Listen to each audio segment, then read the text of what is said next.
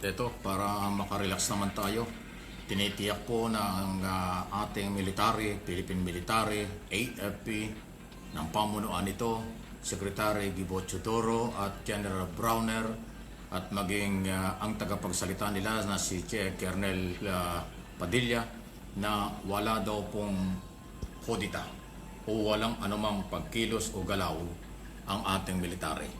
Kaugnay po ang tungkol sa isyo ng kaganapan sa ating bansa, sa korupsyon, at yung panghihikayat po ng mga anti-Marcos sa ating militar. Hindi daw ho mangyayari ito. Eto, pakinggan natin itong balitang yan. Sa Administrasyong Marcos, sa isang pahayag, sinabi ng Armed Forces of the Philippines na malisyoso yung mga ganitong kumakalat na balita. Wala raw silang kinikilingang anumang panig sa politika o anumang personalidad at tapat daw sila sa saligang batas, sa Republika at sa sambayan ng Pilipino.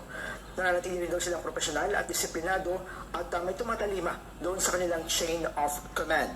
Ang pangintriga umano sa AFP ay paraan lang para idiskaril yung nagpapatuloy na kampanya kontra korupsyon ng Administrasyong Marcos. Bago ilabas ang pahayag na yan, nauna nang sinabi o binigyan linaw ng tagapagsalita ng AFP ang alingas-ngas tungkol sa umunoy destabilisasyon. We can say that the Armed Forces of the Philippines remain intact. We are professional. Our loyalties remain to be with the Constitution and the flag and the duly constituted authorities. O yan, malinaw. Pinuli naman ni AFP Chief of Malinaw po yan, ha? Yan ang sinasabi ni Colonel Padilla, opisyal na tagapagsalita, spokesperson ng Sandatahang Lakas. Wala daw pong ganyan. So ayan, para maging kalmado naman ang mga civilian, ang business community at ang mga turista o mga local and foreign business sector. Kasi napakalaki po ng epekto sa ekonomiya, seguridad ng ating bansa pag yan ang pinag-uusapan. Pero ngayon, ang ating pangahawakan, as of now, wala daw pong ganyan. Hindi magpapagamit ang militar sa anumang grupo na gustong magpabagsak sa ating gobyerno. Dahil dito sa pagsakay sa usapin ng graft in corruption. Pero siyempre, ang military naman ay meron din hong karapatan at opinyon sa kanilang paniniwala kung ano dapat gawin. Dahil sila Pilipino, siyempre, sila tagapagtanggol ng mamamayan, sila hindi mga pamilya rin, na at sa lahat tayo biktima ng korupsyon. Sino bang hindi biktima ng korupsyon? Lahat tayo. Lahat na nagbabayad ng buwis. May trabaho ka, wala, nagbabayad ka ng buwis. Kasi pag kumakain ka, naliligo ka, ang ilaw, lahat ng ating gastusin sa araw-araw, sa bahay, pagbili mo ng anumang kailangan mo, may buwis yan. Kaya lahat tayo nagbabayad ng buwis. Yung nagsasabing yung maiingay na kabataan daw, hindi naman nagbabayad ng buwis, puro ingay lang, kalokohan yun, hindi nyo alam ang buhay.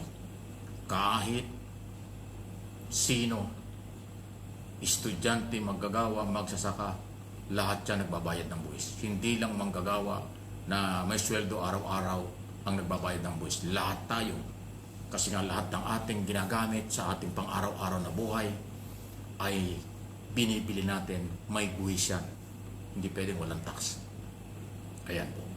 So, ito yung sinasabi ngayon ng militar na hindi sila magpapagamit, walang destabilization, walang paggalaw sa kanila, ating panghawakan yan. Pero siyempre, hindi rin natin alam kung hanggang kailan yan. At least, sa ngayon, yan ang kailan sinasabi. Kaya nga, itinuturing ko sa inyo, sinasabi ko sa inyo, napakalaki na po ng epekto nitong graft in corruption ito dahil talagang ito po ay economic sabotage. Pagsabotahe sa development at kaunlaran ng bansa dahil yung pampagawa sa mga proyekto para sa development, ninakaw nila. So kaya sabotahe ng ilang sektor. Ang masakit, politiko. Ito po yung ngayon lang kasi nangyari ito na na-expose eh. Matagal na po ito, kaya nga 10 years yung pinaimbestigahan ni Pangulong Marcos mula sa Duterte administration hanggang doon sa kanyang 3 taong administrasyon. Ang graft in corruption. Hindi po 3 taon lang. Ang nagsasabi lang ng mga 3 taon lang daw korupsyon yung mga Duterte supporters na dahil gusto nilang pagtakpan ang mga Duterte.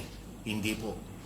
Di ba yung binalita ko na nga sa inyo sa Davao Region na discover ni Secretary Dizon, Ghost Project, kulang-kulang na 100 milyon.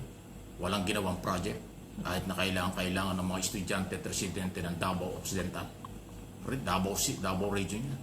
Yung 51 billion ni Pulong Duterte sa unang distrito ng Davao, hanggang ngayon hindi pa may paliwanag. yung 50 billion na yan, doon lang sa first district. Wala pa yung second at saka third district. 3 distrito ang Davao City. First district lang ho ang pinagkagastusan nun. Nasaan? Marami ho talaga. Hindi lang sa Luzon. Luzon, Visayas, Mindanao ang korupsyon mula nung Duterte at itong 3 taon ng Marcos administration. Iyan na yun. Huwag na nating ikaila. Wala na sisihan. Lahat sila may pananagutan.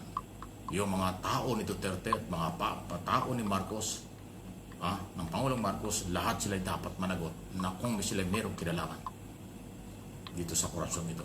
Huwag tayo magsawa dito kasi pagka binitawan natin ito, nawalan kayo ng gana, alam ko yung iba nasisira na ang oras dito, nawawalan ng gana, delikado po yan.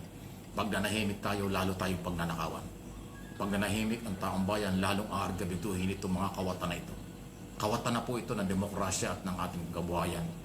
Itong mga gumagawa nito, senador, congressman, district engineer, at iba pang opisyalis ng gobyerno at yung mga private contractor.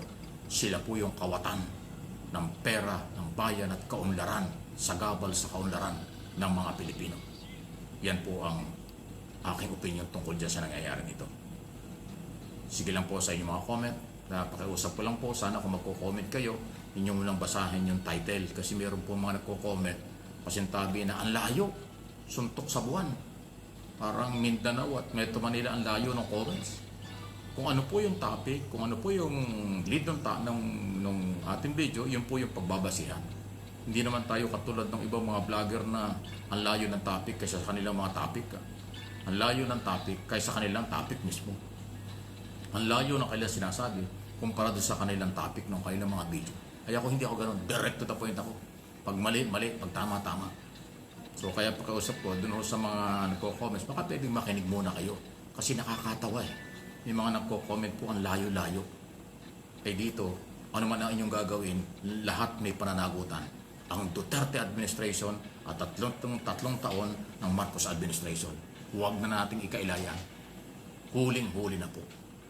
Bukong-buko na kayo. Okay? Itong ating mga senador talagang hindi na, itong Kongreso Senado, wasak na ito. Hindi na ito makaka-recover. Sila ho talaga ang nagsamantala sa bayan. Sila po ang umabuso sa pera at kapangyarihan ng mamamayang temporaring ibinigay sa kanila. Inihalal silang party list, inihalal silang district congressman, inihalal silang senador para gumawa ng batas. Sila pala yung lalabag sa batas. At sila yung umabuso sa batas. Sila yung involved sa pagkawala ng pera kaya tayo binaha. Maraming buhay ang nawala, ari-arian, sakahan at marami pang iba. Kalikasan ang kanilang winasak, kinabukasan ng bansa dahil lang sa pera at kung ano-ano. Wala nang ibang dahilan. Pera ang kanilang dahilan. Ganon silang kagarapal.